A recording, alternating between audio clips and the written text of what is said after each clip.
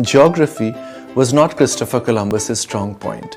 He sailed to America, thought he had discovered India, and started calling Native Americans Indians.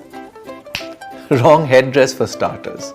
Not only that, Columbus and his fellow Europeans had the cheek to claim that they discovered the place, even though people had already been living there for centuries. Thanks to the colonization that followed these blunders, the so-called Indians of the Americas lost a lot. The English language, on the other hand, gained many words. Here are just a few of them. Cannibal.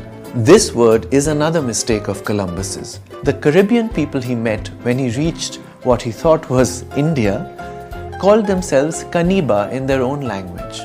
He just assumed that they ate human flesh, put two and two together, and came up with the word cannibal. The Aztecs thought that these fruits looked like testicles, so they called them Avocado in their own language, which meant testicles, which gave rise to the Spanish word aguacate, which became avocado in English. Guacamole, anyone? Chilli is another word that we get from the Nahuatl language of the Aztecs. Did you know that not just the word but the chili itself originated in America? In fact, it didn't come to India till the end of the 15th century, and today we can't imagine Indian food without it. And for that, we have another European to thank, Vasco da Gama. And no, he did not discover India either.